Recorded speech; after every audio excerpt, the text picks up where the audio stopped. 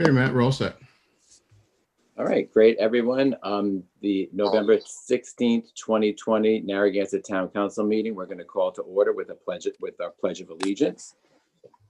I pledge allegiance to the flag of the United States of America, to the republic for which it stands, one nation, under God, indivisible, with liberty and justice for all. Amen. Going on board. Glad to see some people stood for the Pledge of Allegiance. I appreciate it to honor those people who served our country. All right, we've got approval of minutes as our first item. So we have the there a motion to approve the August 3rd, 2020 regular meeting. Hey, Matt, before I make that motion, can I just really quickly, I know that we all know that there's a different crowd here tonight than many people expected. The election results have not yet been solidified, but I wanted to go ahead and congratulate Jesse and Patrick for their victory. I know I agree with Wynn that this was certainly won in the mail ballots, but they did a great job and they won seats. So congratulations, and I'll be watching you guys. Thanks. Thank you. Thank you. Congratulations. Good luck. Is there a motion to approve the August 3rd, 2020 regular meeting? Jill Lawler, so moved. Is there a second? Richard Lima, second. All in favor, starting with Mr. Lima, Richard Lima, aye. Mr. Murray, Aye. Mr. Pugh, Aye. Ms. Lawler. Jill Lawler, aye. Matt Mannix abstain. I was absent. Motion approved 4-0. August 3rd, 2020 executive session meeting. Is there a motion to approve those minutes? Jill Lawler, so moved. Is there a second? Richard Lima, second. All in favor, starting with Mr. Lima. Richard Lima, aye. Mr. Murray, Aye. Mr. Pugh, Do I? Ms. Lawler. Jill Lawler, aye. Matt Mannix abstained. Motion approved 4-0. Is there a motion to approve the August 17th, 2020 regular meeting minutes? Jill Lawler, so moved. Is there a second? Richard Lima, second. All in favor, starting with Mr. Lima, Richard Lima, aye. Mr. Murray, Aye. Mr. Pugh, Jesse Pugh, aye. Ms. Lawler. Jill Lawler, aye. Matt Mannix, aye. Motion approved 5-0. Is there a motion to approve the August 24th, 2020 special meeting minutes? Jill Lawler, so moved. Is there a second? Richard Lima, second. All in favor, starting with Mr. Lima, Richard Lima, aye. Mr. Murray, Aye. Mr. Pugh, Jesse Pugh, aye. Ms. Lawler, Matt Mannix, aye. Motion approved 5-0. Item, the next minutes of the August, is there a motion to approve the August 24th, 2020 work session meeting minutes? Jill Lawler, so moved. Is there a second? Richard Lima, second. All in favor, starting with Mr. Murray, Aye. Mr. Lima, sorry, Richard Lima, aye. Mr. Pugh, Jesse Pugh, aye. Ms. Lawler, Jill Lawler, aye. Matt Mannix, aye. Motion approved 5-0. Is there a motion to approve the September 14th, 2020 work session meeting minutes? Jill Lawler, so moved. Is there a second? Richard Lima, second. All in favor, starting with Mr. Lima, Richard Lima, aye. Mr. Murray, Aye. Mr. Pugh, Pugh, aye. Ms. Lawler. Jill Lawler, aye. Matt Mannix, aye. Motion approved 5-0. Is there a motion to approve the September 21st, 2020 executive session meeting minutes? Jill Lawler, so moved. Is there a second? Richard Lima, second. All in favor, starting with Mr. Lima, Richard Lima, aye. Mr. Murray, Aye. Mr. Pugh, Pugh, aye. Ms. Lawler. Jill Lawler, aye. Matt Mannix, aye. Motion approved 5-0. And finally, is a motion to approve the September 21st, 2020 regular meeting minutes. Jill Lawler, so moved. Is there a second? Richard Lima, second. All in favor, starting with Mr. Lima, Richard Lima, aye. Mr. Murray, Aye. Mr. Pugh, Jesse Pugh, aye. Ms. Lawler, Jill Lawler, aye. Matt Mannix, aye. Motion approved 5-0. I wanted to take a moment of silent prayer for the passing of Donald Goodrich. He served on both the planning and zoning boards in the town of Narragansett for many years. This was brought to my attention by a member of the planning board, but it was after our last regular meeting. But I know that Mr. Goodrich donated a lot of his time and energy to the community and wanted to recognize him at this time with a moment.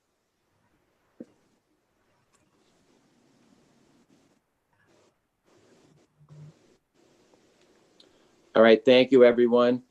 The next item for our announcements and presentations, I know many of you have been familiar with and working with the Take It Outside initiative, which is related to helping the small businesses during the coronavirus situation. So I'm going to have our town manager talk about what is going on with that particular initiative. Go ahead, Jim. Good evening, everyone. The Take It Out initiative is a grant program that was administered by Rhode Island Commerce. And the initiative is to provide tents, lighting, outdoor seating, heaters, so that businesses can expand their seating area or maybe extend the season of their service. And we put in for $64,000 for the Take It Outside initiative. Commerce approved it and awarded the whole $64,000. We advertised it on social media and on our webpage, and channeled it to the chamber to distribute to their membership. And there was significant press activity on it through the governor's website and through media outlets. We received 18 applications, and we have ordered just about everything. We're going to exhaust probably the whole $64,000. The items that we will take in will be stored at a town facility. The businesses will be notified, and they can pick the material up. Each business has to sign a waiver, not holding the town responsible for anything as far as using the equipment, and a form of intent that the items be used, specifically what they're intended for under the grant. Some of the things are starting to trickle in already, so we should be contacting some of the businesses fairly soon. That's great. No cost to the town at all, except the manpower for administering it. Myself, Christine Spagnoli, Susan Gallagher, Jay McSally and crew, and DPW as far as the storage and distribution when the people come to pick them up. But no cost. And the town was also the recipient of some of these through Parks and Recs to expand their outdoor activities on Clock Road. Thank you. Great, thank you. All right, so thank you for that. We're going to move on to our consent agenda. We have any council member wish to remove an item from the consent agenda? Yes, number 8, please. All right. Do we have a motion? Any other items that a council member would like to remove? All right, hearing none. Is there a motion to approve agenda items 1 through 7 from the consent agenda? Jill Lawler, so moved. Is there a second? Richard Lima, second. All right, all in favor, starting with Mr. Lima, Richard Lima, aye. Mr. Murray, Aye. Mr. Pugh, Jesse Pugh, aye. Jill Lawler, Jill Lawler, aye. Matt Mannix, aye. Motion approved 5-0. Item 8 is a motion to approve a 1-year contract extension for general construction services with Abcor Restoration Company Incorporated at the revised bid prices, hourly rates to comply with state prevailing wages under the same terms and conditions as the original bid. Is there a motion? I'll make the motion. Is there a second? Jill Lawler, second. All right, discussion. I'll just turn it over to Mr. Pugh if he has any comments or questions on this particular item, and then go to the other council members. Thank you. Yeah, this is one where, this is a big contract. I think the town probably spent maybe something around $1 million worth of projects with Abcor last year. I think the work that they do is outstanding. So, nothing about this discussion is anything critical of the work. But, when we talked about this meeting at our last meeting, we said the reason for holding this meeting with the council after the election was that there's critical town business that needs to be taken care of, timely town business. This item isn't as timely as it's already beyond the expiration of the previous contract.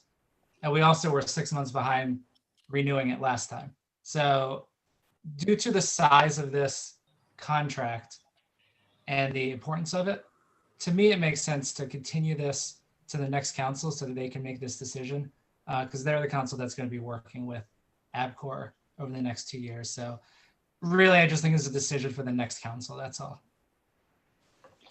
So would you like a motion to continue the item? I will make that. I didn't know if anyone wanted to speak before I made that motion. All right, I'll go down the council members. Mr. Lima? Yeah, I mean, I have no problem with ABCOR doing the work. I think the councils previous to this council and previous to the council before that, I think if you look back, you'll see that ABCOR has been with the town for quite some time. I know during COVID, some of the work that was done, a lot of the stuff that he did in the town hall, some of it was even donated, a lot of materials that he had on hand. Some of the workmanship that he does, obviously, he's very critical of it. So if you take a good detailed look at what he did in the town and in preparing for what we were faced with, you'll see that he just didn't slap stuff together. His heart and soul is into the work that he does. But if people think that they want to go out and get other bids and look at other contractors, well, I mean, so be it. But I think you always move forward with a company that's had your back and doing work for the town. I can't say that anybody's had anything negative to say about this company. And if you had some negativity to put in there, fine and dandy. But I think for the amount of time that he's been in the town, and look at the previous councils that kept ABCOR on board, I can't see where the next council, I mean, maybe they are, maybe they don't want them. But I would continue to, my vote would be yes to continue to keep him, and I have no problem doing that tonight. Mr. Murray? Yes. Yeah, I've been reviewing this, and I mean, this bid was back in 18. And even with his revisions, he's still lower than the other bid that he beat out back in 2018. I think because all these contractors are busy, I'm afraid that if we put it out, it's going to be at a much higher rate. I can approve this tonight and give this guy another year. This is something that been kicked down the can at no fault of his own. Right. So, Ms. Lawler? So I agree with Patrick. The bids from ABCOR have historically been at or lower than the other bidders. He's also been able to come in and do small jobs, which is difficult to get some contractors to do. And when COVID came about, he was right in town hall, making sure our employees had plexiglass up and feeling as safe as they possibly can. So I feel no need to wait on Keith's contract. Right, and this is a unique contract, and if Jim or Terry, or I know Steve Wright works a lot with it, want to speak to it, or if I speak about it incorrectly, I'll ask them to correct me. But it's a unique contract where he comes in on sometimes on one-time basis on projects, emergency projects. The reason it's here is that anything that would be exceeding the consent agenda amount would have to go on the regular agenda for a particular project. And it was in early October was when when we were going over this agenda, that's when, it would have been on that October meeting. And so it's already been delayed a little bit. So that was, that's the rationale for that. If any of those three people wanted to, if I didn't articulate that correctly, Terry or Jim. All right. All right. Yeah. Okay. So, Mr. Pugh, would you still like to make a motion to continue? So again, the reason that I wanted to continue was because this is a town council that's not going to have the same members in 2 weeks, and a council that typically wouldn't even be in the meeting tonight after a normal election. So it's a large contract, and I don't think that's a decision that should be made by this council. Again, whenever this is voted on, whether it's tonight or in 2 weeks, I'm going to vote to approve it. It's just the principle that it should be voted on by the members that were just elected. I see there's no desire to continue it, so I won't make the motion. So we could just go ahead and vote. All right. All in favor, starting with Mr. Lima. Richard Lima, aye. Mr. Murray. Aye. Mr. Pugh. Aye. Ms. Lawler. Jill Lawler, aye. Matt Mannix, aye. Motion approved 5-0. Item number 9. Just want to make sure I'm not out of order here. All right. Item number 9 is a motion to accept a reimbursable fiscal year 2020 Department of Homeland Security DHS Emergency Management Preparedness Grant in the amount of $20,000 from the Rhode Island Emergency Management Agency and for the town manager to sign acceptance of said grant. Is there a motion? Jill Lawler, so moved. Is there a second? Richard Lima, second. Okay, thank you to the fire department for this. I believe this grant is related to emergency management. If there's no commentary from the council, I'll go quickly down on Mr. Lima, then we'll call the vote. Mr. Lima? No, just thank you to the department. All right, Mr. Murray? Patrick, you're mute. Aye. All set. All right, Mr. Pugh? All set. All right, Ms. Lawler? Chief, I don't know if it was you or Captain Tuttle, but awesome job as always. Thank you very much.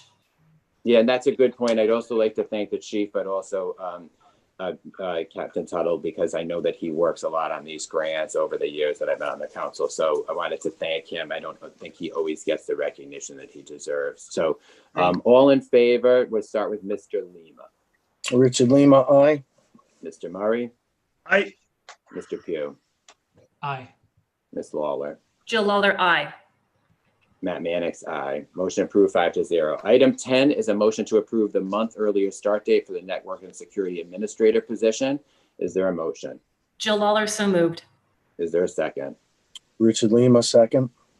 So this is moving that start date up to December 1st. We've had a huge increase in demand in this department because of what's going on since March with the coronavirus, and we've relied a great deal on our IT staff. So filling this position sooner rather than later was of high importance.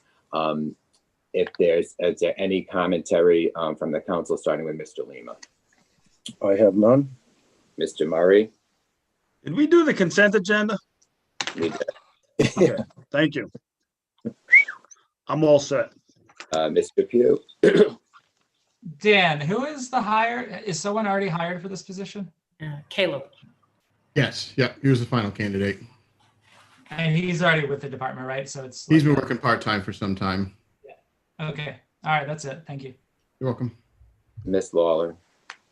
I have no questions. I think Caleb's done a great job already, and I'm happy to have him on full time. So again, I just reiterate the importance of this position with what's going on.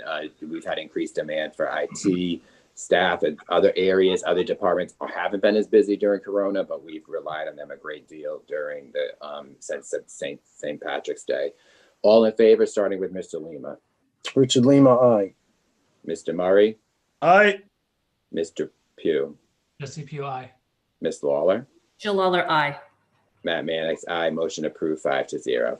Item 11 is a motion to approve the request from the Parks and Recreation Department, the Narragansett Chamber of Commerce, Narragansett Lions Club, Boone Street Merchants, Department of Public Works, and the Narragansett PTO for the annual Festival of Lights to be held on Saturday, December 5th and Sunday, December 6th from 10 a.m. to 6 p.m. at Gazebo Park, Veterans Park, Leroy Thompson Park, and Boone Street, subject to state and local regulations. Is there a motion? Jill Lawler, so moved. Is there a second? Richard Lima, second. Because there's this is going to be a little different feel to the Festival of Lights from what I've been briefed on. So if Mr. Wright is on the call, I am going to go to him to give us a brief synopsis. Yes, good evening, everyone. So, Hi, Steve. How are you? good. How's everyone doing tonight? Good to see everybody. Thanks for giving me the opportunity. This provides me an opportunity to update you all on a well-planned, safe Take It Outdoors Festival of Lights for 2020. So we've partnered this year with the Chamber of Commerce, Narragansett Lions Club, and the PTO. And unlike the agenda says, we will be eliminating activities at Leroy Thompson Park, Boone Street, and FFA demonstrations. But we will, with the chamber, as you all know, or if you don't know, reached out and got a Take It Outside grant. So they'll be using their grant, and we'll be doing a 2-day event. And again, this is all contingent on our Rhode Island reopening and the numbers that are contingent on the numbers today. So if they get worse, and we'll be monitoring those numbers right up until December 5th and 6th. If they get worse, then we will tone this down a little bit. But right now, it's based on the numbers that are agreeable for Take It Outdoors. So on December 5th, we're going to have a virtual Jingle Ball Run at Narragansett Town Beach. Mike DeLuca will be setting that up with the chamber. We're going to have a Marina Marketplace outdoors in a tent on Veterans Park. We're going to have a community tent with a DJ and jazz and brass bands. We're going to have live bands from 3 to 8. Beer and alcohol will be served by the chamber in a contained tent. And then there'll be food trucks and strolling carolers. And then Santa will be at the gazebo park from 1:30 to 4. That will be on Saturday, December 5th. On December 6th, we're going to also have fine arts and crafts at a marketplace from 10 to 4 in one of the large tents. There'll be 3 large tents at Veterans Park. And then there'll be a small muffins with Santa, again, distancing with Santa. We're not going to be having our traditional meet and greet with Santa. And we'll have food trucks. Santa's going to be going through the neighborhoods in a truck during the day on Sunday. We're also going to have Jesse Liam Band from 2 to 3:30. And then we're going to have our traditional hot chocolate at Gazebo Park with fireworks at 5 o'clock. And again, that's all going to be with the social distancing outside with the numbers at 125 per area at Veterans Park and each one of the tents. So we're going to be monitoring the situation. We're going to have plenty of volunteers. Peg Fredette is also on. She can speak of her side of things as far as setting up for volunteers in each one of the tents. But we're meeting with Captain Sutton and the fire marshal this Wednesday to make sure that we can close down the area and have enough volunteers and staff to make sure this is a safe and healthy event outdoors for the 5th and 6th of December. Great, thank you. Any commentary from the council member, starting with Mr. Lima? I have none. Mr. Murray? All set. Mr. Pugh? Yes, a few questions. First, thank you for, all the time and effort going into this event. I know it's probably difficult with the way things are changing kind of day to day. So I appreciate all the work the Chamber, Parks and Rec, and the Lions Club are doing in conjunction on this. But I do have some questions about the specifics. So Steve, you had mentioned that the 250 is actually 125 now. That's right? correct. So just for the public to be aware, the capacity will be 150 or 125 people per area. Is there a way to kind of give an overview of the setup here, or the setup for the event, like in terms of like physically, like almost like an overview? So there'll be 3 large tents in Veterans Park. And so similar to what the chamber does for their event in September, we'll have, in fact, I believe they're going to be having an app where people can sign up in advance for each one of these events, because the events will be held from early morning through late afternoon. And so we will be able to monitor how people arrive to each site. And so because the tents will be open-sided, and we'll be able to monitor how people enter. Well, they'll be open-sided on 2 sides anyways. We'll be able to close down 2 sides and opens up 2 sides. We'll be able to monitor folks coming to each tent, and each location. So Gazebo Park will be one location, and Veterans Park will have 3 locations. So we'll have 125 people in Gazebo Park and 125 people in each one of the tents at Veterans Park. Okay. And what size are the tents? Peg should be able to answer that. She's ordering those tents. They're coming from Rhode Island Tent. And I'm not 100% sure. The last time I talked to her, they were going to be 40 by 80. I think they're going to be even larger than that now. Okay, so that's pretty good size. It's similar to the way it's set up at the Calamari Festival, where we can control folks coming and going to each one of the tents. So we will be able, in fact, we're reaching out for volunteers, including our own staff, to be able to monitor people coming to each one of those tents and at the site at obviously 5 o'clock with the fireworks. We're going to be able to disperse people at Gazebo Park like we've been doing with the summer concert series. So we're going to meet on logistics this Wednesday to go over all that, but we're confident we can do this and do it safely. Okay. So normally when we do the tree lighting and the fireworks at Gazebo Park, there's a good amount of people in that area on a normal year.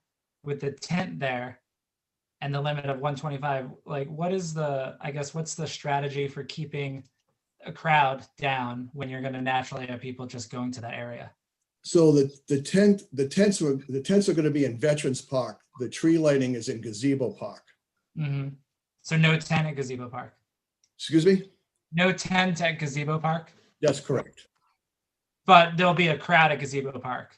That's correct. That's correct. So we're gonna be able to, it's our hope to be able to disperse people in Gazebo Park to the numbers and social distancing where we need them to be, and then be able to have people view fireworks also from Veterans Park. And then people that are not comfortable with that, they can also be sitting in their cars along the seawall. Okay. All right. For the beer tent, I think, at least for me, is kind of like maybe the riskiest of those 3 tents, because there's alcohol being served. Your masks have to be down if you're drinking. The state mandate is, of course, in public, you need to wear your mask if you're with strangers, but you can't do that if you're drinking. So what is the plan for the configuration in the beer tent? So I can't speak from that point. Peg's going to have to get on about that because that's a chamber event. And I know that's going to be in one tent. It will be contained, so you won't be able to bring alcohol outside that tent to other areas or out on the lawn. It's going to be contained like they do in Calamari. But if she's on, I would ask her to speak about that. Okay. All right. Yeah. Maybe. That in a point. Just a second too. Jesse, I spoke to Peg about this today because I have many of the same concerns as you. She's on. We might get her to speak now because I think she's going to answer all of Jesse's questions. And I think she's going to be very satisfied with the effort that the chamber has done to make sure they're counting people coming in and out of tents. So if Peg is here, I'm sorry, Terry, I cut you off. If you need to speak before Peg. Just to clarify, item number 20 on the agenda, the application for the liquor license is for a full liquor license, not just beer and wine. That's all. Thank you. Thank you. Okay. Oh, that's for the hot toddies, I guess. Yeah, we could go to Peg now if that makes sense. I think that'll clear everything up. Peg, if you're out there, I'm out here. I'm out here, Matt. Thank you. Do you want to give a brief overview as well? Yeah, well, I think Steve did a great job in outlining what we're doing and how the event is planned to help us spread out, if you will. And that was the whole premise of the grant, was to bring activities that were canceled because they were inside, to bring them outside and spread people out in the meantime. Now, specific to your question, Jesse, on the drinking, it's like anything else with these events. We have to, assume and hope that people who attend them understand that there will be strict COVID regulations to follow, just like we did with the art festival we did this summer. everyone signed in for contact tracing. And if the governor wants us to do that, we will do that as well. Certainly, we will have masks and require them. And Steve and I have been contacted by someone who wants to come from the state, come with masks. In terms of the drinking and eating, this is the kind of thing where personal responsibility has to come in. I think that, certainly those who are going to venture out are going to see right away that we're trying to be very compliant and safe.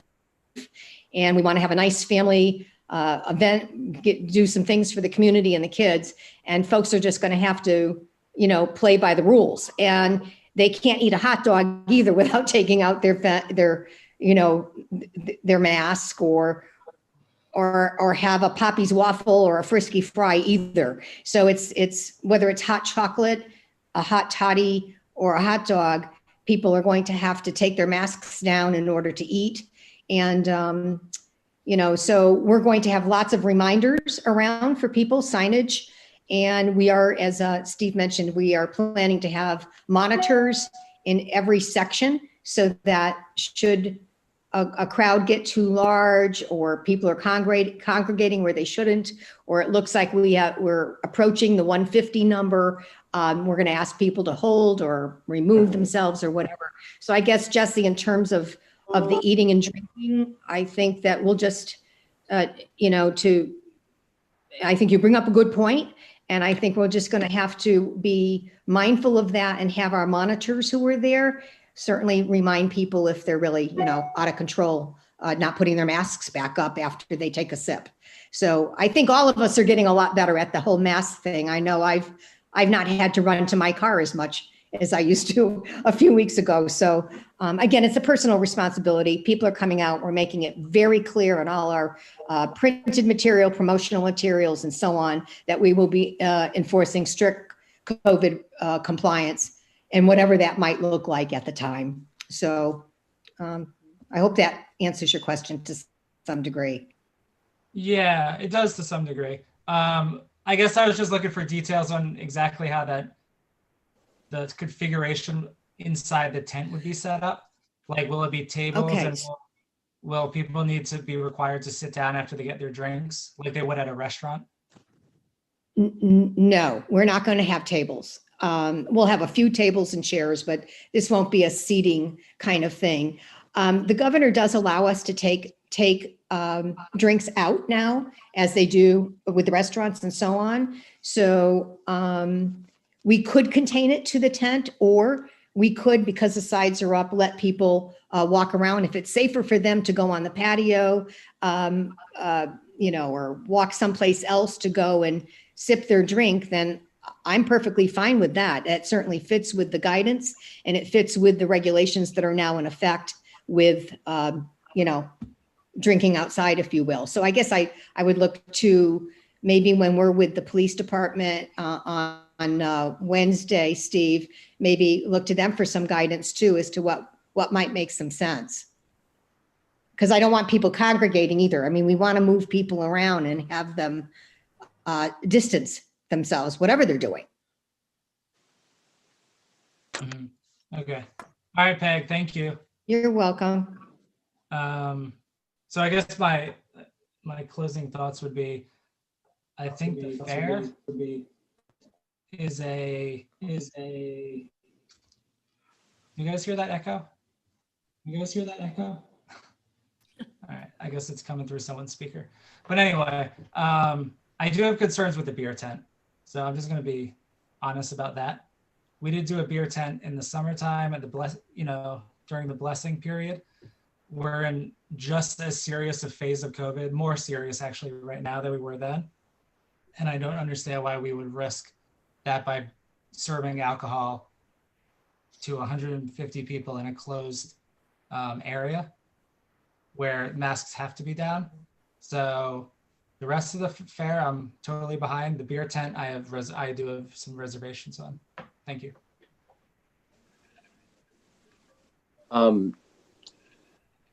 I don't know where we were. Were we at Jill? Ms. Lawler, were you gonna Patrick have has extra comments? I'll speak after Patrick if he has anything. Okay. Doesn't look like Patrick has anything. Yeah, we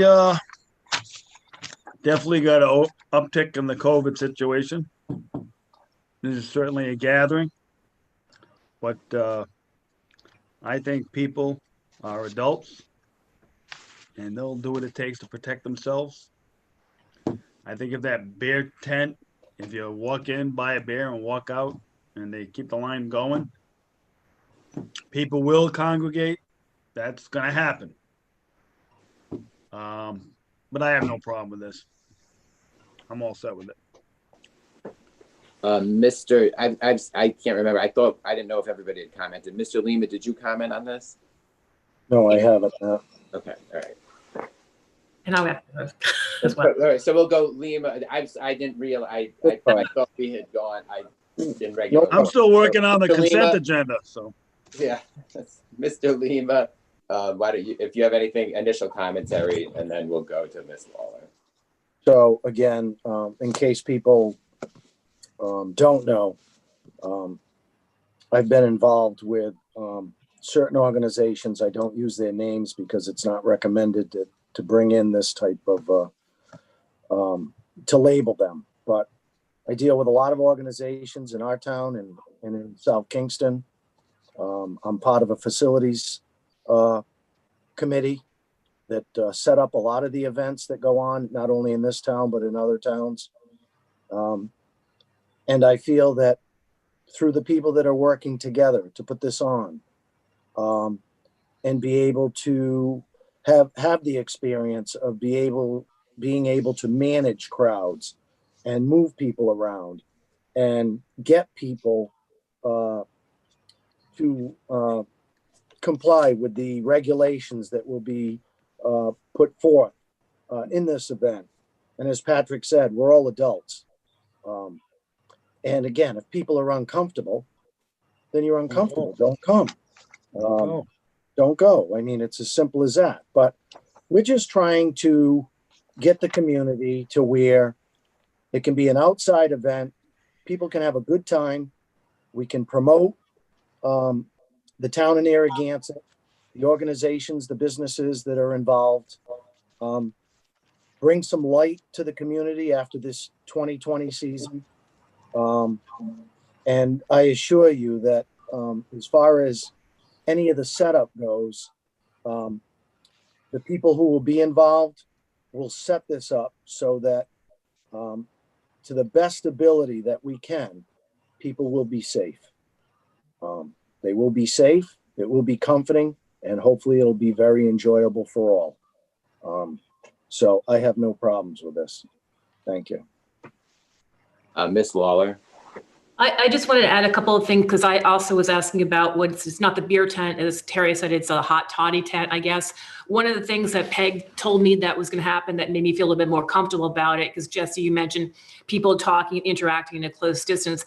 They actually be selling tickets, like coupons. So you'll go and you'll give a coupon. They have the tip certified bartenders, making sure people, they're going to have bracelets on, making sure that people have bracelets on are drinking. So they've handled all that part.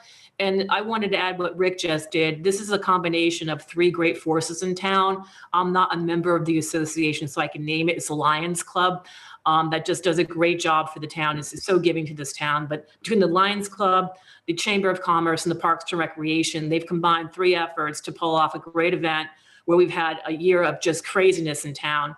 And to have the kids have a little bit of Christmas be great. Peg mentioned and Steve mentioned Santa in the neighborhoods.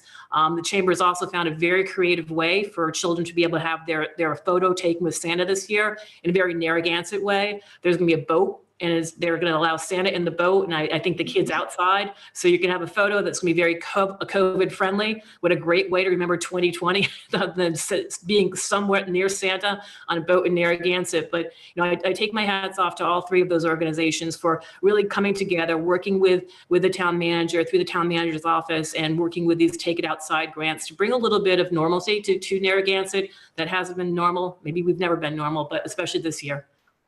That's it. All right, thank you. Is there anyone from the public? I'm going to ask our moderator. All There is. The first is Laurie Kelly. right, name and address, please, for the record. Lori Kelly, 444 Ocean Road. So I had a question for Steve. I mean, the library has participated in this event for over 10 years. And I also see that, now Boone Street's not going to be involved as they were advertised originally. And Pier Market is not being mentioned. Can you just talk about how that decision was made to just not notify people that are regularly involved? Sure. Well, first of all, this is all outdoors. So all of our indoor activities were canceled. And so you are more than welcome to participate. And we did not exclude anybody. This is something that was, again, everything in the towers, everything in the community center, all of our indoor activities have been canceled. And so this actually grew out of something that we were just, in the beginning, we're going to just do our fireworks and our tree lighting. So that's how it started. Okay, I'm just, we're disappointed because we have participated and we can participate outside. So. Well, it's not too late to participate. Well, it's just late for advertising, and I apologize, but we didn't know that we were not going to be contacted. So we will try our best. Thank you. Excuse me, Matt, Peg just texted me that she has something she wants to add. Can we call on Peg? Yeah, sure. But Peg, what do we have left for members of the public, Dan? We have one more, Catherine Soliberto. And do you also have Peg, or she was? I'm just looking for her now. Okay. All right. Catherine, if you want to go, and then we'll have Peg go, and then circle back with the council. Okay, Catherine Celeberto, 48 Earls Court. This is more or less directed to Steve. You said you're looking for volunteers and even staff members. Frankly, I think the fewer staff members that are at this event, the better. You're talking about hundreds of people, a potential exposure, and we've already had a bit of a problem, I guess, in the town hall. So I think it would be better if the staff members, except those that do have to be there, not necessarily be encouraged to volunteer, or pretty much, they can participate as they normally would, but to be monitoring people and standing in one position and all of that. I just don't think it's a good idea for the staff members to be around all these people. All right, thank you. I'm going to ask if Peg has raised her hand, Dan. She can't figure out how to raise her hand. Oh, there she did. Nope. I found her. Hi, yeah, I've been raising it. I don't know what happened. Two things. I did not make myself clear. So that it might help a little bit. The chamber tent is a smaller tent. It is not one of the tents that holds 150. So I wanted to get that image out of your head because ours is a smaller tent. It's the one we own. Okay, so that's the first thing. And secondly, geez, I talked with the library. I left a message today for the library. And yesterday, one of my staff members called someone who asked from the library. We just didn't get a call back, but absolutely. As a matter of fact, I was hoping that the library folks could maybe help us with some of the photo areas, or if you wanted to do your own, we can make that part of the marketing material. So happy to participate. However you guys want to do it, it's fine by me. Again, we're going to have a couple of different photo areas for families and folks. And if we're going to need people to monitor and keep people 6 feet apart from each other and not have a crowd. So if the library folks would like to take that over as a group, we'd love to have you. And again, if not, then if you want to do what you normally do, just let me know and I'll make sure that that's part of the marketing materials. The Boone Street thing, I do want to address. Those folks are very much aware of what's going on. They were informed. So I don't know where that came from, that they weren't informed, but they were. And when they were part of this, we were in phase 3, where we were up to 250 people and things were looking pretty good. And when the governor dropped to phase 2, it became clearer and clearer that we could not confidently say we could control a crowd on Boone Street. We, in fact, we're going to close down a part of Boone Street. It's something I'd really love to do at some point, maybe next summer, and have them eat al fresco. But the reality is it was less than a block or just about a block. And I really didn't feel like we could confidently hold 150 people in there. So we left it out. Now it's left out of the plan, but not out of the marketing materials. Somebody mentioned marketing materials. To this, our marketing materials all say Boone Street, and they all say Pier Marketplace, because we do in fact want to drive business to those areas. They're as important as anybody else. The whole point of this is to do something great for the small businesses, be they in town, be they a restaurant, be they a crafter, an artist. There are a lot of people that just could not function and have their normal year this year. And a lot of people lost a lot of money and they're struggling. And this is one way to just try to help everybody out. So again, the marketing materials are not quite out yet because we wanted to get through this meeting. It would have been premature for us to put out something that wasn't approved by the council yet. So when you see the marketing materials, you will see clearly that Boone Street is mentioned, Pier Marketplace is mentioned, and our goal is to, in fact, move people around and get them walking around, strolling around town. So hopefully that answers a little bit of the questions that come. Peg, if you could just stay on for 1 second, I just want to follow up with you. Sure. You just mentioned the chamber tent. Yes. Tent, is that going to be the one that serves the beer? Yes. Okay, so that's a smaller one, a smaller Yes, tent? it is, Jesse. Yeah. So, because I have a picture in my head of the beer tent, and it might be Yeah, wrong. no. Yeah, get rid of that picture because that's too big of a tent. So are you, is it, maybe, let me just kind of reset then. Is that more like a place that the beer will be distributed and then people will move on and be able to walk through to the other tents as opposed to a large group of people drinking under one tent? Yes, Jesse. Yes, that's what we settled in on. And again, this has been a little bit of a moving target. We didn't realize we would get the grant money. I mean, that was a big surprise, and we're kind of, really putting this together. And then, of course, with the COVID situation seeming to change by the moment. But yeah, so the goal is to have the smaller tent. It's open on all sides. People can, with the tickets, as Jill mentioned, they can, so we don't have a lot of people crowding around, exchanging money and all that stuff. They can come and get their drink and then move on. So that was the thought. Yes. So hopefully that clarifies it a little bit for you. Okay. And then you did mention staff kind of checking in and making sure that people were distanced and there wasn't really large groups in one area.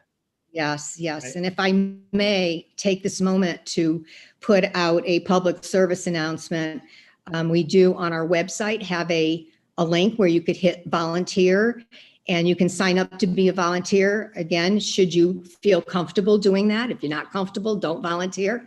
But we'll, we do need the help. We want the help. This is a community effort by a lot of people in the community, and we'd love to have folks donate, 3-4 hours. We'll tell you what we want you to do, and we'd appreciate the help. So if anybody does want to volunteer, we're happy to take it. Please go online and sign up, and we'd love to have you. Thank you. Right, thank you. Dan, if there's no one else from the public? Nope, Matt, nobody else. Matt, one thing I just noticed is after it's 8:20, we had a public hearing at 8 o'clock. I know, yeah, I'm just gonna finish this, Jill. Okay. It's gone on long enough. Okay. Any final comments from the council? Final commentary starting with Mr. Lima. No, all set. Mr. Murray, All set. Thank you. Mr. Pugh, No comments. Miss Lawler. Peg, I'll volunteer. I happen to have some extra time on my hands starting next week, so I'll volunteer. Thank you. All right, thank you. I'm glad that you guys have made this effort. I don't want to live in somber town. We lost St. Patrick's Day. We lost the 4th of July and the fireworks. Halloween was under siege. So, I want to save Thanksgiving and Christmas. So thank you. All in favor, starting with Mr. Lima. Richard Lima, aye. Mr. Murray, Patrick Murray, aye. Mr. Pugh, Jesse Pugh, aye. Miss Lawler, Jill Lawler, aye. Matt Mannix, aye. Motion approved 5-0. Yes, so we have an 8 o'clock public hearing.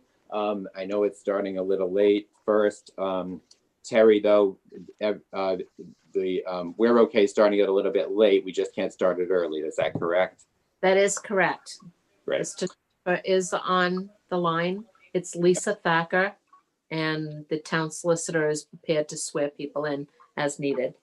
All right, thank you. Lisa, Lisa's already told you she's prepared, or does she need a minute? She's on. Lisa, if you want to unmute yourself, you can just let us know that you're ready when you are.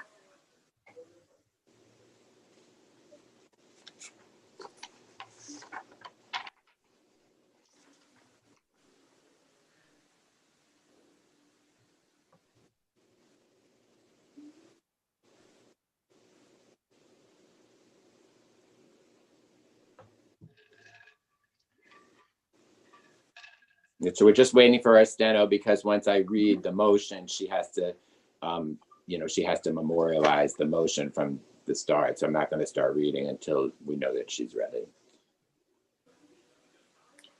She texted me. Yes, she's all set. All right. Thank you, Lisa. We hear your microphone's not working, so try to work through Terry if you can. All right. So looking at a motion to open and hold a public hearing on the renewal of the alcoholic beverage licenses for the license period of December 1st, 2020 to November 30th, 2021, and the expansion of licensed premises per applications. Is there a motion? Jill Lawler, so moved.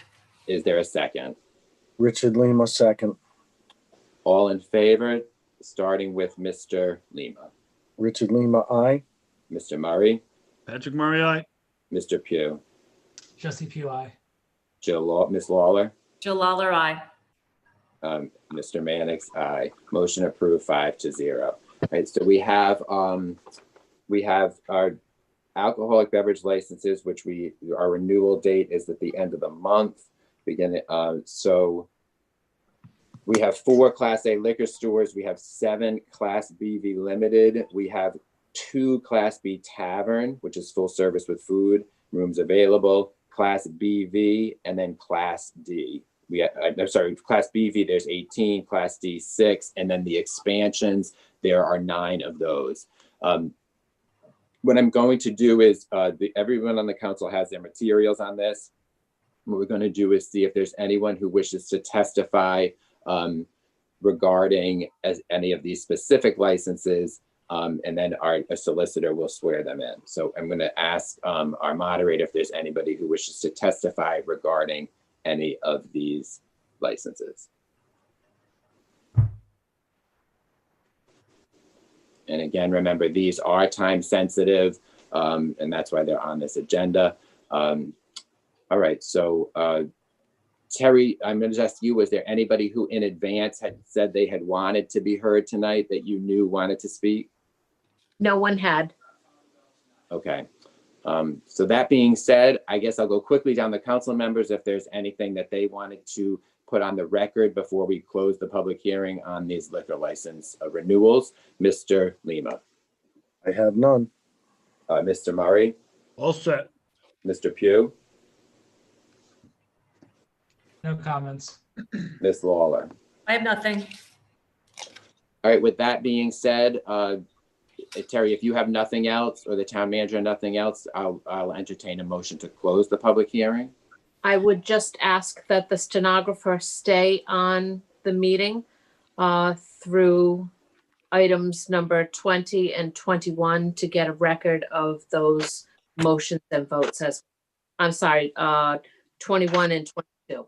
I have a note that we try to move those up if the council members will do that. Would that be helpful? That sure would. Okay, that would help all of us. All right, so before we do that, I'm going to ask for a motion. This will just be a motion to close the public hearing on the liquor licenses. Is there a motion? So moved, Jill Lawler. Is there a second? Second, Richard Lima. All in favor, starting with Mr. Lima. Richard Lima, aye. Mr. Murray, Aye. Mr. Pugh, SCPUI. Ms. Lawler. Jill Lawler, aye. Matt Mannix, aye. Motion to close the public hearing is approved, 5-0. And so instead of having the vote on these here, they are already on the agenda. So I'm going to seek a motion to move up to right now, following the public hearing, items number 21 and 22. Does someone want to make that motion? Jill Lawler, so moved. Is there a second? Richard Lima, second. All right, all in favor of moving those two items, starting with Mr. Lima. Richard Lima, aye. Mr. Murray, Aye. Mr. Pugh, Aye. Ms. Lawler. Jill Lawler, aye.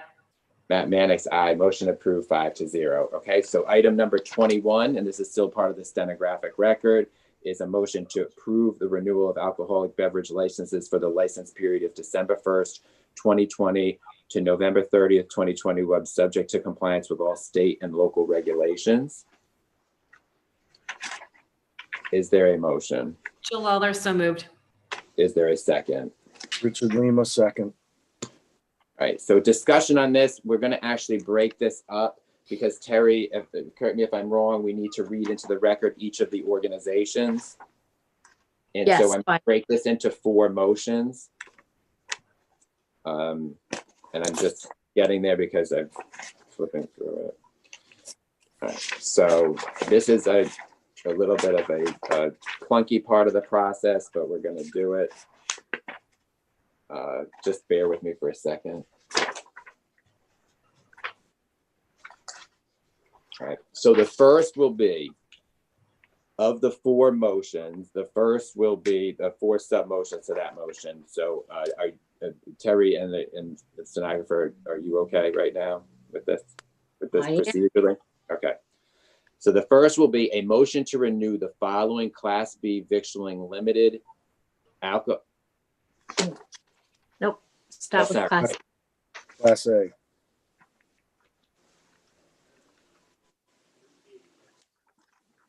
I'm sorry. Oh, they're at the bottom of the page. That's why I missed them. All right. All right. You can scrap that from the record. All right.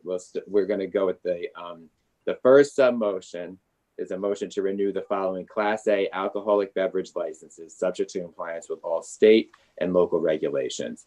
Bonnet Spirits Incorporated, doing business as Bonnet Liquors, 965 Boston Neck Road.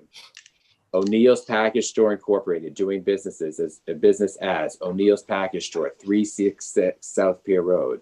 Pier Liquors Incorporated, doing business as Pier Liquors, 29 Pier Marketplace.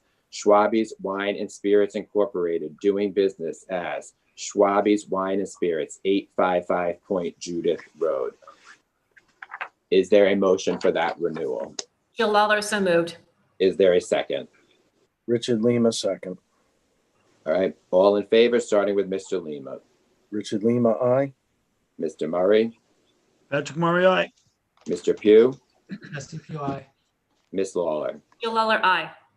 Matt Mannix, aye. Motion approved 5-0. The second sub-motion is a motion to renew the following Class B victualling limited alcohol beverage licenses subject to compliance with all state and local regulations. Aunt Carrie's Incorporated, doing business as Aunt Carrie's, Excuse me. 1240. Hold on. Yeah. I'm sorry if I can pause you for just a moment. Yeah. Our stenographer is having some technical difficulties, so I just want to give her a chance to resolve. Oh, she's all set now, just like that. Thank you. All right, so this is this sub-motion, the second sub-motion is a motion to renew the following Class B victualling limited alcohol beverage licenses subject to compliance with all state and local regulations. And that includes Aunt Carrie's Incorporated, doing business as Aunt Carrie's, 1240 Ocean Road. Benny's Clam Shack LLC, doing business as Benny's Clam Shack, 12 Sand Hill Cove Road. JB Coffee Company LLC, doing business as Cool Beans Cafe, 18 Kingstown Road. Roy Jennings, Mary Jennings, and Amanda Lee Jennings, DBA Hook, Line, and Pizza, 1 Angel Road. Julio's LLC, doing business as Leo's Pizza, 909 Boston Neck Road. Monahan's Restaurant Incorporated, doing business as Monahan's Clam Shack, 190 Ocean Road. And Casey Montanari, doing business as the Bike Stop Cafe, 148 Boone Street. Is there a motion for those? Jill Lawler, so moved. Is there a second? Richard Lima, second. And I'm going to ask the council if there's any questions or comments here. I'm not going to go through everybody as a list because that's, if you had concerns, that really would have been appropriate at the public hearing stage. So if there's something now, then just speak up, or maybe just even send a note to Terry. But right now, my assumption is that everybody was uncomfortable. Everybody was comfortable with what these renewals, because there was no discussion of it in the public hearing portion, which is where that would have taken place. All right. So all in favor, starting with Mr. Lima. Richard Lima, aye. Mr. Murray. Patrick Murray, aye. Mr. Pugh. Jesse Pugh, aye. Ms. Lawler. Jill Lawler, aye. Matt Mannix, aye. Motion approved 5-0. The next sub-motion is a motion to renew the following Class B tavern alcoholic beverage licenses, subject to compliance with all state and local regulations. INP Beverage Services LLC, doing business as Ocean Rose Inn and Beechcraft, 113 Ocean Road. The Break LLC, doing business as the Break Hotel and Chair 5, 1208 Ocean Road. Is there a motion? Jill Lawler, so moved. Is there a second? Richard Lima, second. All right, all in favor, starting with Mr. Lima. Richard Lima, aye. Mr. Murray. Patrick Murray, aye. Mr. Pugh. Jesse Pugh, aye. Ms. Lawler. Jill Lawler, aye. Matt Mannix, aye. Motion approved 5-0. The next sub-motion here is a motion to renew the following Class B victualling alcoholic beverage licenses, subject to compliance with all state and local regulations. Diamond Arturo Group, doing business as Arturo Joe's, 140 Point Judith Road.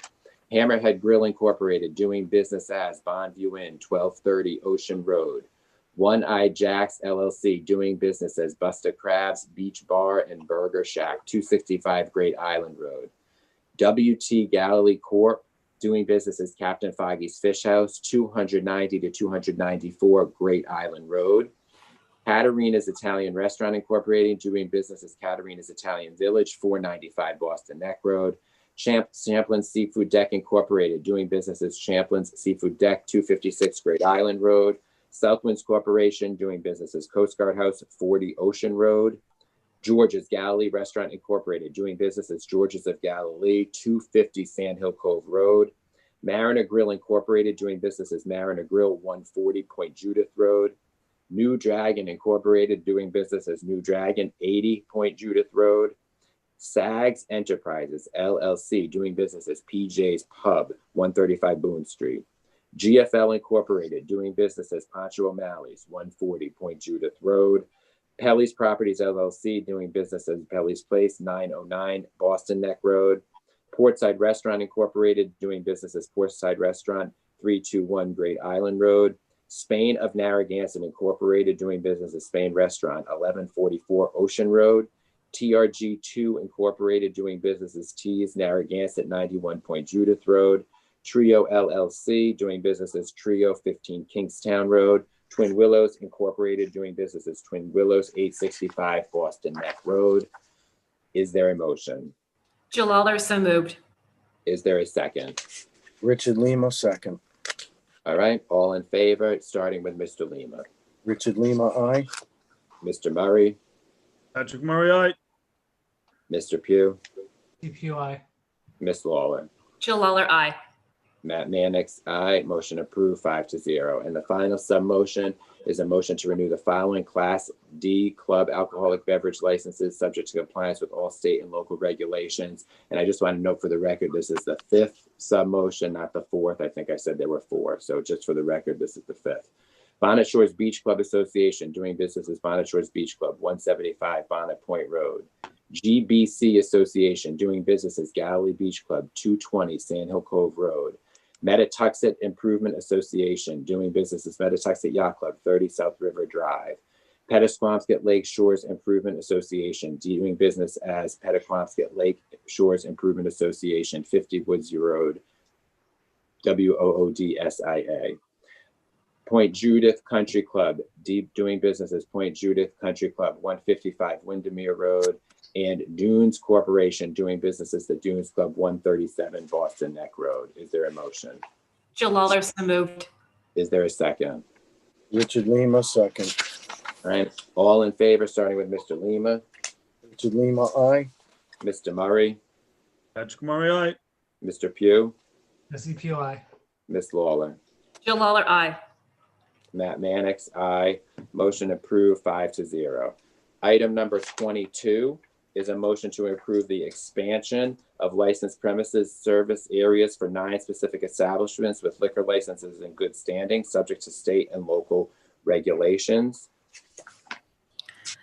Jill Lawler, so moved. Is there a second? Richard Lima, second. All right, discussion. I'm going to just ask Terry. Terry, do you want me to state the 9 names for the record? Yes, please. Okay. All right. So these are expansions, and in these, their renewal license applications due to changes to their way of doing business because of the coronavirus restrictions. These organizations submitted plans that are codifying those expansions, and they are On Carries Incorporated, doing business as On Carries 1240 Ocean Road. Casey Montanari, doing business as the Bike Stop Cafe, 148 Boone Street. IMP Beverages Services Incorporated, doing business as Ocean Rose Inn and Beechcraft, 113 Ocean Road. The Break LLC, doing business as the Break Hotel and Chair 5, 1208 Ocean Road. Mariner Grill Incorporated, doing business as Mariner Grill, 140 Point Judith Road. Sags Enterprises LLC, doing business as PJ's Pub, 135 Boone Street. Pelly's Properties LLC, doing business as Pelly's Place, 909 Boston Neck Road. Portside Restaurant Incorporated, doing business as Portside, 321 Great Island Road. And Twin Willows Incorporated, doing business as Twin Willows, 865 Boston Neck Road. Is there a motion? Jill Lawler, so moved. Second? Richard Lima, second. All right, all in favor, starting with Mr. Lima, Richard Lima, aye. Mr. Murray, Patrick Murray, aye. Mr. Pugh, Jesse Pugh, aye. Ms. Lawler. Matt, the only one thing that I think that we should think about adding is that we should have the duration be at the time that the emergency order by the governor is restricted, rather than having this be everlasting. If we're going along with the emergency order and then say at that time that this shall pass, just a thought. I thought we'd have discussion before I voted. Sorry. Yeah, I'd like to have discussion as well. All right, so, okay, so you want to, I just guess that's difficult. Like, I don't know which order that we would be waiting for. I guess just in the motion itself to expand the outside, and we could just include until the time that the executive order from the governor is no longer in existence, something to that effect. I mean, anything for these businesses to be able to serve more and do more now, I think is important in the spring.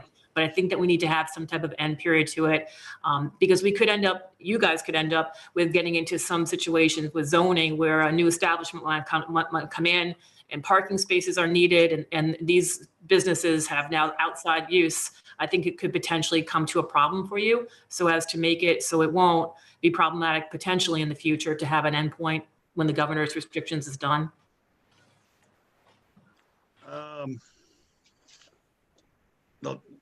Excuse me, but these approvals are based on state and local ordinance. Correct? When the COVID restrictions expire, so will that ordinance. So I think it's just a natural order of things. We just go back to normal.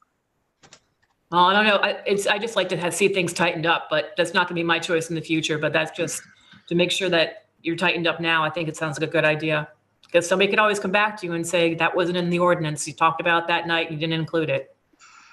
Not that any of these fine folks would, but just trying to look for zoning for the future. Can I ask a question for Terry? I think that's needed.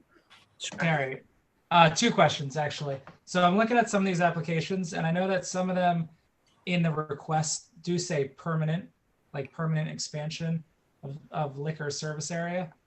So if we approve these, would they be, I mean, it looks like a request for a permanent license change? Not Right. based. The way it was initially approached with the businesses is if they were looking to have their temporary expansion that was related to the COVID crisis, if they were looking to have that made more permanent, they could request that as part of the renewal process. The advertisement that was put in the newspaper, the legal ad for the public hearing tonight, also included verbiage that expansion of their service area would be part of the consideration. But my last sentence in my staff report to you on this item is that council can approve as submitted. They can modify it, they can deny it, you can put a time restriction on it. Council certainly was supportive of what would help the businesses through the crisis.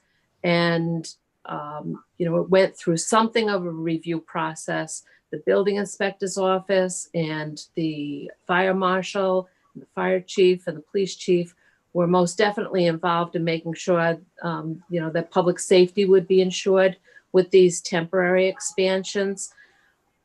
But have they gotten a thorough review in terms of, is there a possible conflict with a special use permit that may have been granted for a specific business prior to this pandemic?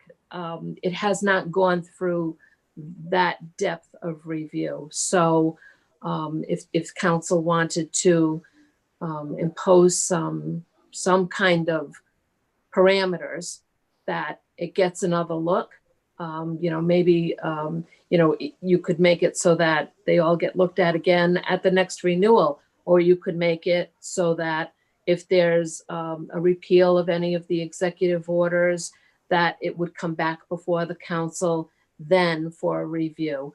Or you could just approve it, and then if anybody had any problems with the way the operations were being carried on, they could come to the council and ask for a show cause hearing on any individual liquor license. You can do that any, whether it's entertainment related.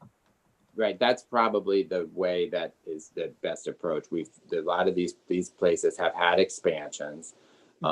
They've worked. We haven't had complaints. There aren't safety concerns. It's a year-long renewal of the license. There's the show cause hearing if there's a problem. And so I would say that the next council in November of next year can look at these licenses. But at this point, these have all asked for, and these expansions that have worked for them, only a small group have actually really thrived. Many are really still struggling. I unfortunately only got to the tail end of the chamber tour. I think that the four of you all went on most of it. I'm not sure who was on it, but I only got to the end of it. It was actually heartbreaking to see what the businesses were going through. And individual conversations with some of these business owners have been also, these are lifelong, family businesses that are really struggling. So I think that in this case, I think Terry's articulated it'd be a year, like any other license. If there's a problem, there's a show cause hearing option for people. But right now, we would probably not anticipate those to happen because we've gotten positive feedback or no feedback regarding these expansions. So that's where I am on it. But it's a year. It's not, this isn't in perpetuity. These licenses come up, and that's why we're doing it now. So I'm just going to go, is there any other commentary from the council? I'll just run through the council members, starting with Mr. Lima. So once again, here we are wanting to promote the small business in our town. With the different grants and the different ideas that came up with being able to go outside, take it outside, be able to have funding for heaters and tables and tents to promote these businesses. Again, I think that these businesses are looking forward to the fact that it's worked for them. And if it hasn't, they'll change it. But for the model that's worked for these businesses and that wish to follow this program and keep it, I believe that the direction now is to keep this moving forward with, if a business has the ability to take it outside, has the property, can set up for it. I think that we need to allow that to happen and let them expand with it. What are you going to do? Take all those heaters and tents and everything and pack them in a shed until the next pandemic hits and say, well, we're back in another pandemic. You can take it back outside again. I think that the model here is to encourage the businesses to be able to expand, to restructure their business, to be able to meet the needs of keeping themselves in business, being able to take care of their patrons who wish to support them, and keep this going. We don't know what is going to happen a year from now or whatever. And again, the next council can decide whether to make the changes, but from here till November of next year, I mean, I'm on board with, let these businesses keep rolling. They're going to need the money. Winter's coming. I don't think we've faced the worst of this yet. And I think that whatever we can do to support them and keep their doors open, that's the direction that I would be taking. So I'm in favor of this. All right, Mr. Murray? Agreed. They expanded to meet the COVID restrictions.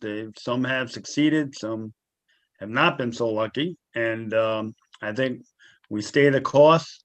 Some will contract on their own and find it better to go back, once the COVID situation has, disappeared.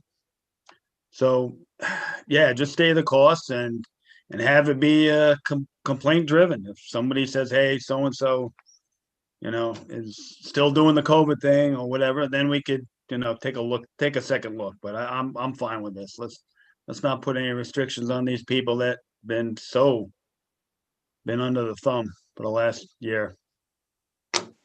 Thank you. Thank you. Mr. Pugh? Yep, I'm all set. Thank you. Ms. Lawler? I have nothing further. All right. Yeah, thank you, everyone. So what I'll do is we'll call the vote on that, starting with Mr. Lima. All in favor? Richard Lima, aye. Mr. Murray? Patrick Murray, aye. Mr. Pugh? Jesse Pugh, aye. Ms. Lawler? Jill Lawler, aye. Matt Mannix, aye. Motion approved 5-0. I believe that concludes the public hearing and related agenda items for our stenographer. Terry, is that correct? That is correct. Thank you. And thank you to Ms. Thacker. Thank you, Lisa. Probably the last time I'll see you in a little while. Take care. God bless. All right, let's move on to item number 12. Item number 12. We have a motion to approve the repair of the seawall on Sandy Beach Road to be completed by George Sherman Sand and Gravel in the amount of $20,000. Jill Lawler, so moved. Is there a second? Richard Lima, second. All right, any initial comments from the council? Mr. Lima? None. Mr. Murray? All set. Mr. Pugh? No comments. Ms. Lawler? That is needed. It's a safety hazard. All right, all in favor, starting with Mr. Lima? Richard Lima, aye. Mr. Murray? Aye. Mr. Pugh? Aye. Ms. Lawler? Jill Lawler, aye. Matt Mannix, aye. Motion approved 5-0. Item 13 is a motion to approve the purchase of one new Lakeside Equipment Corporation influence screen for the Scarborough Wastewater Treatment Facility from Maha Corporation, the amount of $121,760. Is there a motion? Jill Lawler, so moved. Is there a second? Richard Lima, second. All right, any initial commentary from the council, starting with Mr. Lima? I'm not sure if the public's aware of this, but this comes out of what, their enterprise fund? Yeah, it comes from a wastewater enterprise, Right. yes. So again, just so the taxpayers understand, this is an additional taxpayer money for this. This is the enterprise fund. And again, down there, whatever they need, we better make sure that they have it. So I'm fine with this. Mr. Murray? All set. Mr. Pugh? I'm good. Ms. Lawler? No questions. Yeah, so the wastewater fixes, they were, something that we needed to put on the agenda. One thing that when we were putting the agenda together, we didn't put on, which was related to water and wastewater, were some of the rate changes. Feeling that would be appropriate for a new council to look at rather than for us to be imposing that, because there's been disagreement sometimes about water and wastewater rate changes. But this is, this is actually at the Scarborough facility, something that we need to keep that protected. So all in favor, starting with Mr. Lima. Richard Lima, aye. Mr. Murray. All set. Is that an aye? Yes. I'm All sorry. right. Sorry. Mr. Pugh, Aye. What are you laughing at, Jesse? Ms. Lawler, Jill Lawler, aye. Matt Mannix, aye. Motion approved 5-0. Item 14 is a motion to approve the agreement for environmental liability insurance recovery investigation services with Eisenstein Malinchek LLP. Is there a motion? Jill Lawler, so moved. Is there a second? Richard Lima, second. Jim or Mr. Or John, did either of you want to comment on this before the council comments?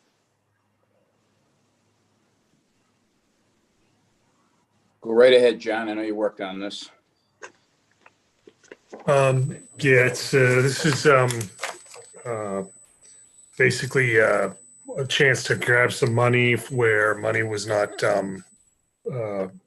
retrieved or claimed against some old insurance policies. We had our old the Superfund sites that were all cleaned up, and they've been cleaned up, and now we're using some of those as solar facilities, so we're getting some revenue out of them. But this firm came and solicited us and offered the services to go look for old insurance and insurance policies or insurance items that could be in effect that they could go back and reclaim some money from. So they'll go pour through the records, no cost to the town unless they find something that they want to go look for money. And if they find any possible claims that we could make, then they would negotiate with whatever party that they find those monies at and their fee would be a portion of that money. South Kingstown has a contract with this firm, and they're doing the same thing right now.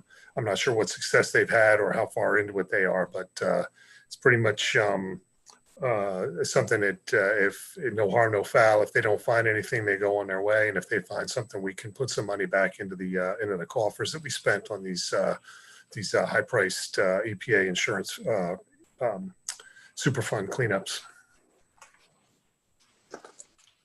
Thank you. All right, any initial commentary from the council? I'm going to start with Mr. Lima. I have none. Mr. Murray. No harm, no foul. All set. Mr. Pugh. No comments. Ms. Lawler. I'm good. All right. All in favor, starting with Mr. Lima. Richard Lima, aye. Mr. Murray. Murray, aye. Mr. Pugh. Jesse Pugh, aye. Ms. Lawler. Jill Lawler, aye. Matt Mannix, aye. A motion is approved 5-0. Item number 15 is a motion to provide a decision on the waiver request submitted to the Sewer Policy Committee relative to Plat NH lots 395 and 398, 42 Algonquin Road. Is there a motion? Jill Lawler, so moved. Is there a second? Richard Lima, second. All right, so it's, as you can see, this is to provide a decision. We left this open-ended on the agenda because for several reasons. So first, I'll ask if there's a council member who wants to make a motion one way or the other regarding this application before we pursue a discussion on it. I'll move to approve the waiver for this property. All right, is there a second to that? I'll second. All right, so discussion from the council members. I can go to our town engineer first, or I can briefly go down the council. Let me get initial thoughts from the council and then go from there. Mr. Lima. So I'm under the understanding after reading anything that this is a vacant lot and this lot wants to hook up to the sewers. Am I correct? John? No, these are two existing properties. And I believe that the motion is set up to look at them. There's two separate items, so you would need to vote on them individually. But one, if you go through the memo and the attachments from the meetings from the sewer policy, one is it's an existing house on Algonquin Road where we had a prior approval down the street where if the sewer was built, this house at 42 Algonquin would have frontage and they wouldn't even need to come to sewer policy for it. So it's more of an administrative approval so they could get the project done faster because the other ones that received their approval were not moving forward with the construction. And then the second is another up where the end of the road on Crest Avenue where we've had a couple of projects approved. And there is an extension that's been designed and we've approved those plans. But I believe they're holding up on moving forward with that construction until there's a decision on this property because it would add another 50 or 60 feet or maybe 75 feet to this, to the extension that they're going to build to enable this other property to tie in if they have a septic failure. So on Algonquin, the understanding I have is we're going to be tying 395, that resident home, and then allowing the vacant lot to be able to hook into it. Or we're just No, tying. I think, I'm sorry. So what's getting tied in at Algonquin? Is it a structure that's already established, or is it a vacant lot that will be buildable? No, it's the structure that's established, and that is being handled as a single lot. That's that those two lots are merged by use, so that's a single lot. And what we would do is we would only normally we would extend the sewer all the way up to the frontage line, but in this case, because it's in an intersection there at Betty Drive, we would end that extension essentially at the intersection of Betty Drive, which would allow a future should we have another waiver to extend further, but it's just the existing structure at 395 that is going to connect. Okay, so we're allowing a structure. We're allowing a home, whether it's single family home, small business. We're allowing a home that's already been established in our town to hook into a sewer. Exactly. Well, I'm all on board about that. I think that any existing home business that wants to tie in, they should be allowed first to tie in. So I have no problem with this. Thank you. All right. In the packet, I know that there was like a split vote of the sewer policy committee. I know there's been concerns about sewer capacity in general. But I guess I'll do initial comments from the council, and then if there's anything that that our engineer would like to add, John would like to add. So Mr. Murray. I'm all set. The INI is coming down, so I can approve this. Mr. Pugh. No, I don't have any issues with it. All right, Ms. Lawler. So there was a split decision, and I believe that Patrick had voted no, so he's voting yes on this one. So I have no problem with this existing dwelling either. All right, great. And is there any commentary from the public? No one from the public. All right, so I put these on this agenda because they had come up through the sewer policy committee as to providing a decision just to see what the council wanted to do. My instinct on them is to have the new council look at these two. That's why I left them kind of open-ended like that. So I'm not going to be making a decision one way or the other. All in favor, Mr. Lima. Richard Lima, aye. Mr. Murray. Patrick Murray, aye. Mr. Pugh. Jesse Pugh, aye. Ms. Lawler. Jill Lawler, aye. Matt Mannix abstained. Motion approved 4-0. The next item is item 16, a motion to provide a decision on the waiver request submitted to the Sewer Policy Committee relative to Plat NH, lots 1, 2, and 3, 830 Boston Neck Road. Is there a motion? Jill Lawler, so moved.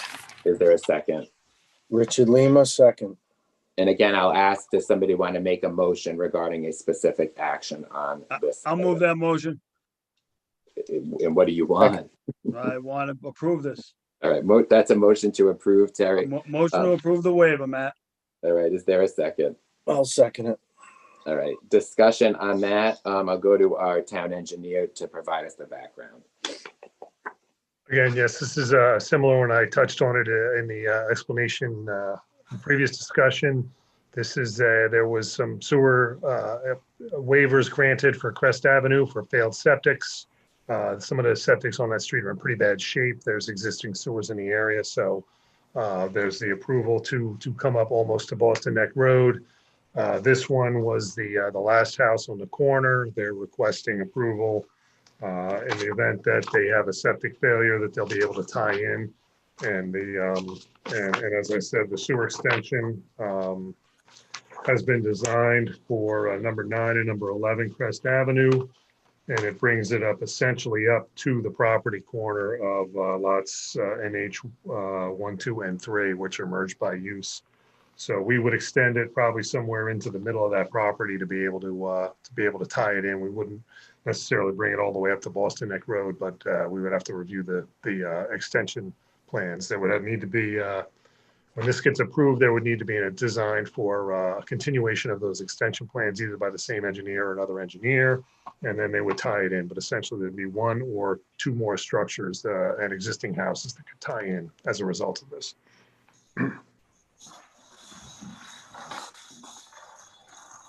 All right, great. Is there any commentary from the council, starting with Mr. Lima? So once again, we're allowing a already built single family or structure to hook into our sewer system. If I'm looking at Crest Avenue, I see where there are a couple of other houses that are hooked in.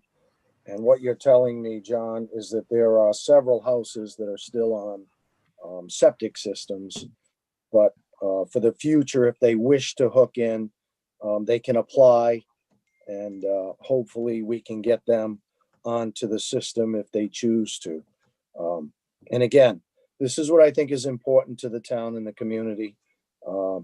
Again, this is my last night, so I'm only going to lay it out there as, for me, it's existing homes that want to hook in should be first. Businesses, and then if you're going to go into anything new, for me it would be allowing a development of affordable housing to be accepted to be able to hook in, because the need for affordable housing in Narragansett is very important. And then from there it would be new development after that, whether it's houses or condos or businesses, whatever. But for me, that's the order that, I would take, being that there are a lot of houses, a lot of families, and businesses that are not hooked up onto the sewer system, and they've been in the town for years. And I believe that they should have the first option when there is space available, and we are at capacity. So again, down the road, the next council, the council after them, whoever for the future, somehow we need to get more sewer space for the North End community. And, whether we purchase it from URI or South Kingston, or there's expansion at the sewer plant, which I don't think that, I'm not sure if they can with the way the land is over there. But we need to expand. We need to look into this. This is a serious thing. There's been a lot of people who want to come into this town and put projects out there that I think that would be important. And what's holding them back is the sewer connection, sewer hookup. So again, somehow down the road, I hope that for future councils look into expanding the sewer system, but making sure that they allow the homes that are in need right now and have wanted to hook up for years and years, please give them the opportunity to hook up first. Thank you.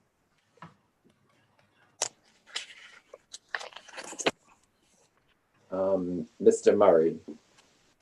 All set. Mr. Pugh. I'm good, thank you. Ms. Lawler. I have not changed my mind since the sewer policy committee. I approve this. All right, all in favor, starting with Mr. Lima. Richard Lima, aye. Mr. Murray. Patrick Murray, aye. Mr. Pugh, SCPY. Ms. Lawler, Jill Lawler, aye. Matt Mannix abstained, motion approved 4-0. The next item is item 17, a motion to approve the filling of one vacancy, water superintendent within the water division due to an anticipated retirement. Is there a motion? Jill Lawler, so moved. Is there a second?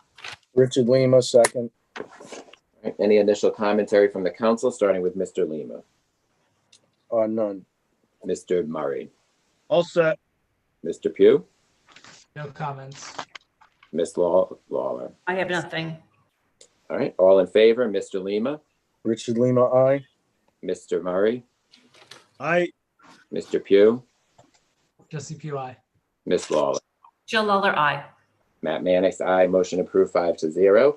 Item 19 is a motion to approve a victualling license application for the Poorhouse Inn Incorporated, doing business as the Poorhouse at 3 Pier Marketplace, Narragansett, Rhode Island, subject to local and state regulations. Is there a motion? Matt, we Did you skipped forget 18? Oh, I'm sorry. All right, number 18 is a motion to receive, I just flipped, a motion to receive the report of surplus property sold on the online auction site, govdeals.com, for the period of July 1st, 2019, September 30th, 2020, revenue totaling $35,912.35. Jill Lawler, so moved. Is there a second? Richard Lima, second.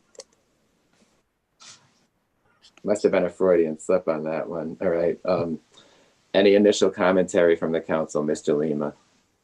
So this one here is going to make a drastic change in our town due to the referendum that was approved.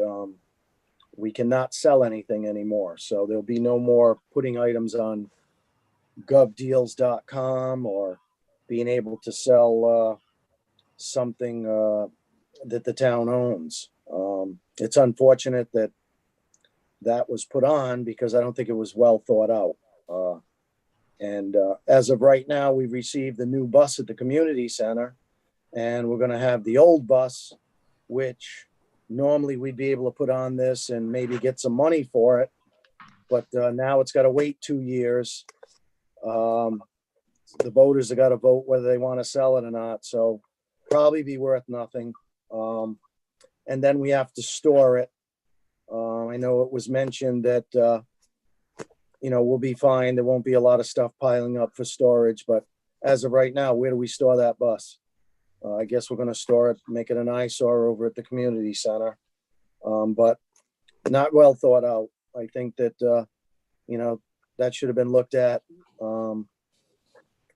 And other towns and locations that have that tried to implement that, found out it wasn't to the best interest of the taxpayers. So here again, things that you maybe could get money for, you're not going to get money for it. And more importantly, it probably should be, you shouldn't be able to buy anything, not sell. But whatever it is, that's where we are at this point. And boy, I wish you luck with that. Thank you. Mr. Murray? All set. Mr. Pugh? Yeah, this is just to receive the report for sales, so no problem with that. Ms. Lawler? Yeah, and I have to add on to Rick's. So the only time that we'll be able to sell any property that the town owns is at a referendum.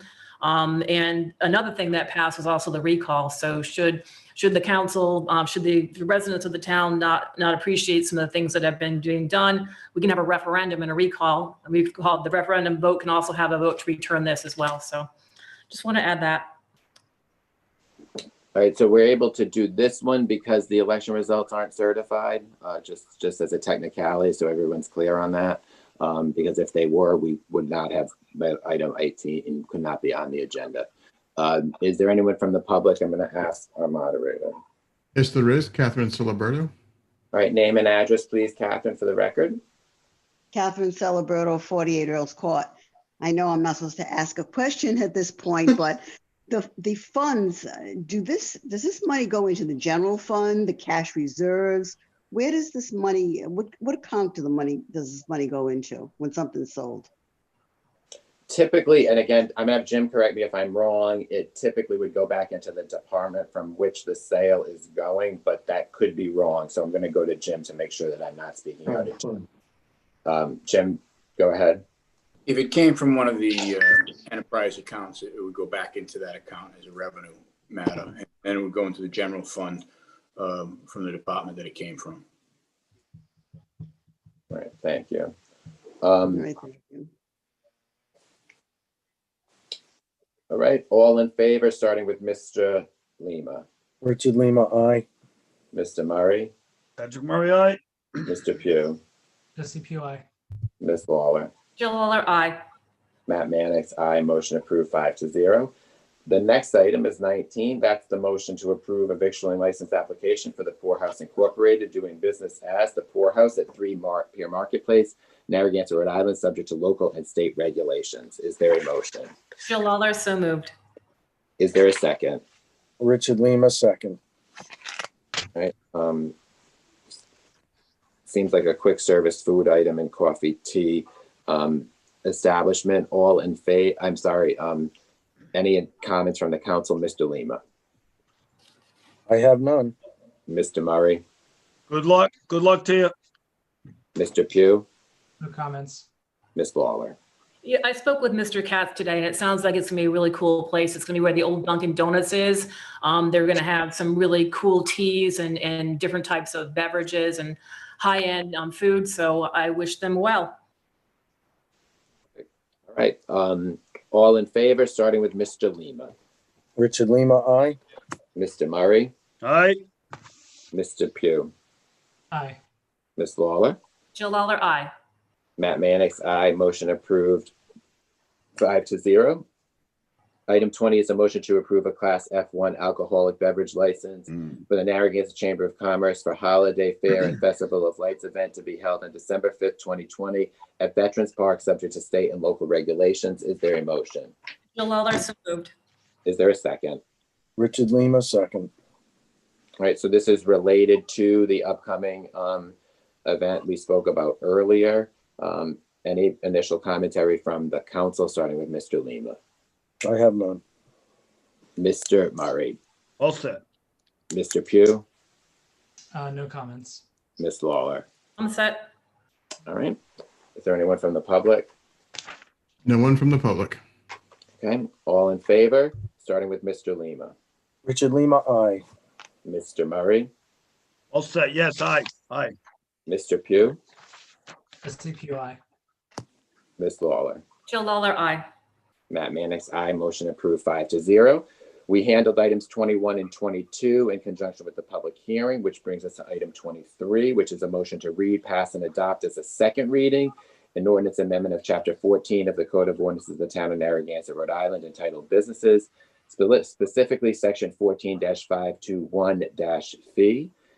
Is there a motion? Jill Lawler, so moved. Is there a second? Richard Lima, second. All in favor, starting with Mr. Lima? Richard Lima, aye. Mr. Murray? Aye. Mr. Pugh? Jesse PUI. Ms. Lawler? Jill Lawler, aye. Matt Mannix, aye. Motion approved 5-0. Next, we have our open forum public comment portion of the meeting. If people want to address the council during this portion of the meeting on any topic that is going on in town, please keep your comments succinct. Do we have anyone, Mr. Holland? We do. First is Stanley Wojciechowski. Stan, name and address for the record. Stan Wojciechowski on Boston Neck Road. I wanted to speak to the rental registration list. I think we spend maybe almost a couple $100,000 to maintain this rental registration list. And listing of people has always been a thorn in my side. Not only rentals, but any government list is a thorn in my side. We got 3 lists. We got a property assessment list. We got the rental registration list. And then we have the police who have the listing of the noise issues and the properties that create noise issues. Now, if I look, I think this registration list came up because of noise issues. The problem was noise.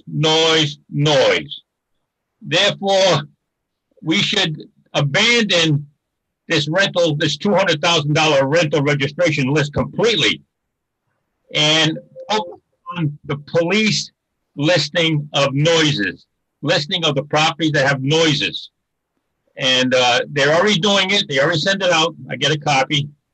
And we could save a lot of money by focusing on noise.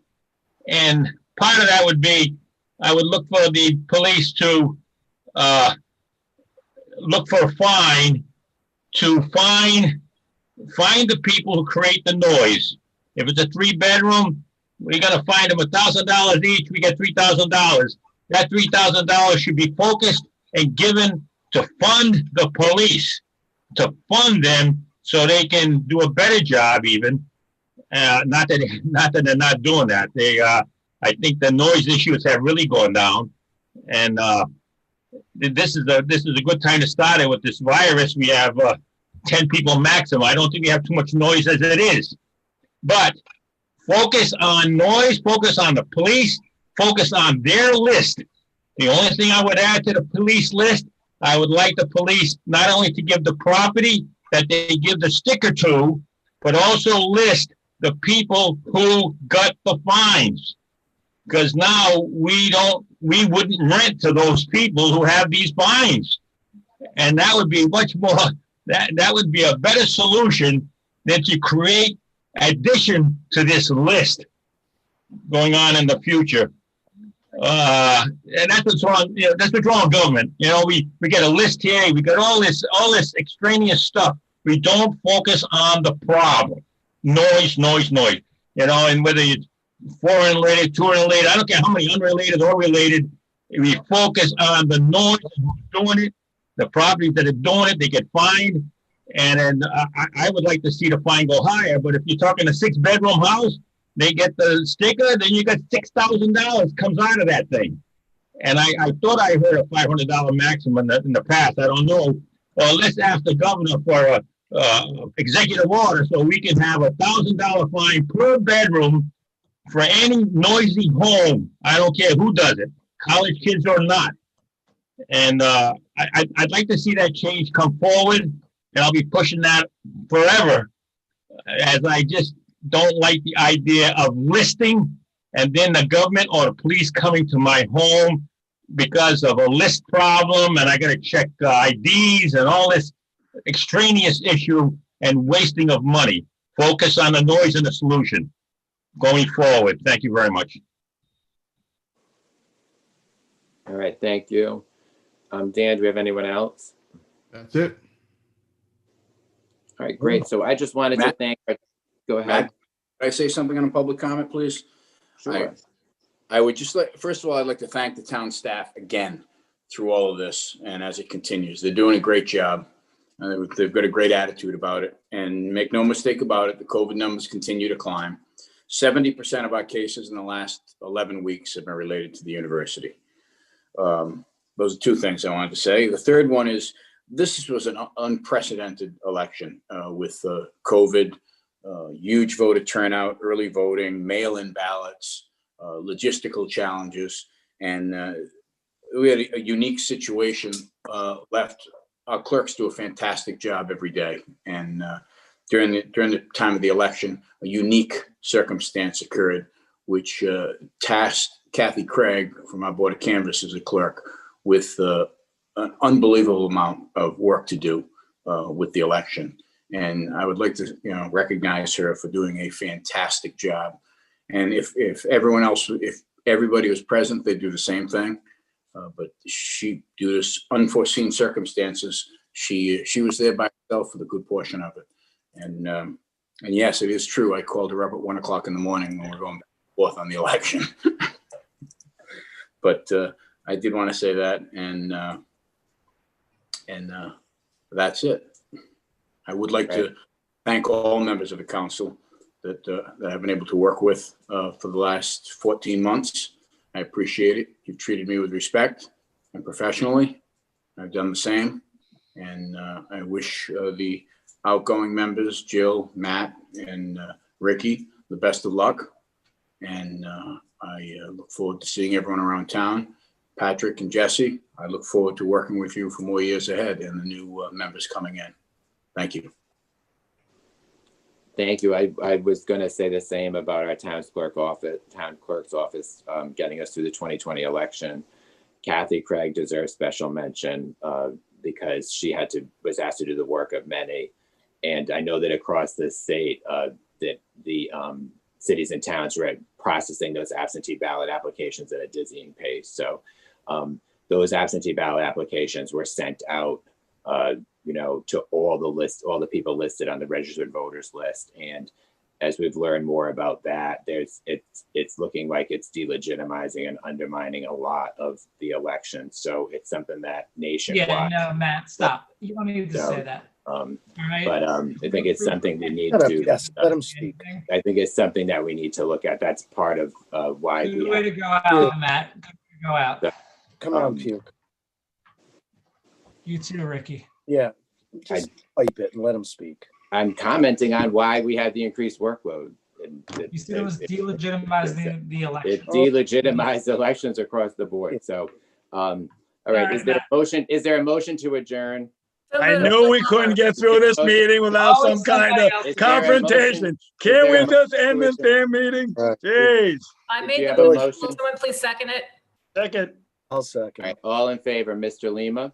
Richard Lima, aye. Mr. Murray? Patrick Murray, aye. Good night. Mr. Pugh? Aye. Ms. Lawler? Jill Lawler, aye. And good luck and thank you to Good the luck. staff. Matt, luck, aye. Motion employees. approved 5-0. Happy Thanksgiving, everybody. Take care. Good night, all. Good night. Thank you all.